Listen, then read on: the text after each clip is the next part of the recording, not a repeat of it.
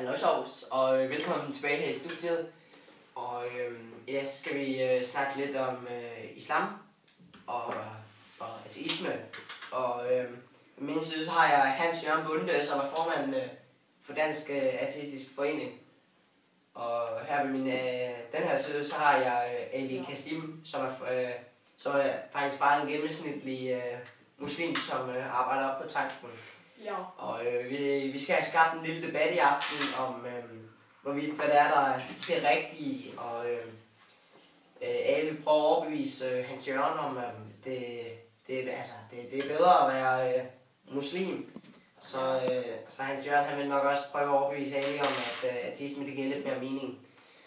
Og jeg synes faktisk bare, at vi skal komme i gang. Og hvad har du at sige til Hans Jørgen? Ja, altså islamist, det er en følgesvende gennem hele dit liv. Altså, det er et samfund.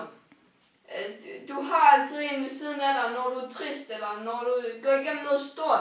Så har du en at tale til. Du har ikke bare din hund. Altså, der er noget større oppe i himlen, mand. Ja. Jeg kan jo se, at du har taget nogle med her, ikke? Om islam. Kan du ikke lige læse nogle af dem højt for os? Jo, altså islam... Hvad er det går ud på? Islam har der har Gud skabt alt liv, altså os og dyr og insekter og alt.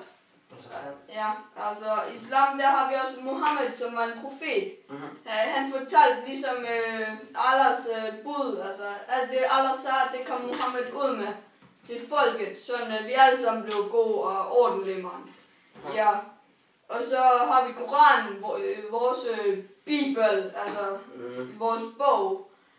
Det er jo det bedste af alle, altså det er alt det hellige, der står deri, ja.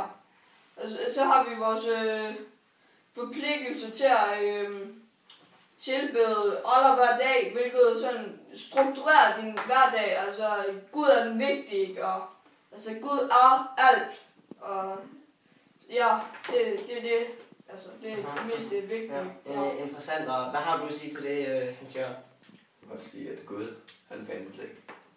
Fordi jorden lå skabt i Big Bang, og ikke Gud. Og hvis du så kigger på det, så er der også mange fordele ved at være ateist. Du skal ikke gå i kirke. Der er ikke nogen regler, du skal følge. Du skal ikke læse nogen bibel. Du skal ikke blive konfirmeret. Ingen fritimer i skolen. Det er bare afslappende løb. Man kan jo sige, at du er bare en livsnyder, jo. Du lever bare livet, og du følger ikke nogen regler. Hvad har du at sige til det? Det er jo lorteliv, mand. Altså, du har jo ikke nogen venner, så hvis kirke, det er jo mega sjovt. Der er alle mine venner, vi kommer op i moskeen, mand. Og så har vi der, og så lytter vi til de kloge ord, som der står i Koranen, som præsten læser op, altså, det er jo... Men jeg tænker, er det ikke hårdt at skulle bede så mange gange om dagen, og så også under ramadan, og skulle sulte og sådan noget?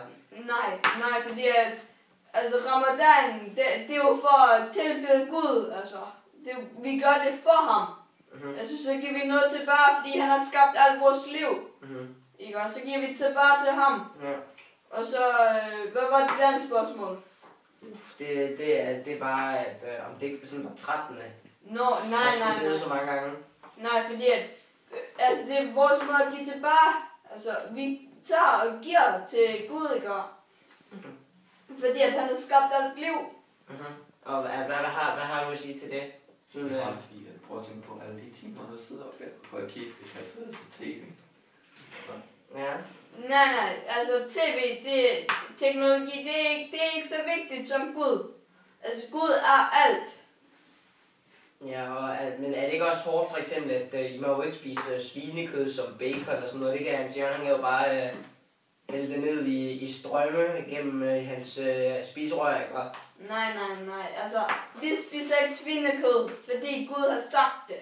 Hvad Gud har sagt er lov, så spiser vi det ikke. Altså, vi ved ikke engang, hvordan det smager. Altså, I kunne spise lort. Altså, det ved vi ikke. Altså, det er lige meget. Gud er vigtigere end svinekød. Ja, interessant. Og det bliver den sidste herfra, og vi vil se jer igen næste mandag. Og velkommen tilbage. Jeg sidder her med Markus ved Erna Finderup, og jeg vil gerne lige stille ham nogle spørgsmål om islam. Ved du noget om islam? Nej, Ved du, hvad islam er? det er en tro. Okay, ved du, hvad det går ud på? Nej. Kan du nævne noget sådan deri? Mohammed. Nå ja, Mohammed han var fri. Ja. Og de må jo ikke spise svinekød og sådan noget. Hvad synes du om det? Det er sgu for dårligt kød. Godt. Okay. Jeg elsker kød og kaffe. ja, det skal der også være plads til. Og ja, var det alt for dig? Det er orden. Des. Hej Torf, og... Okay, jeg siger okay, eller hvad man? Hallo Sovs, og velkommen tilbage.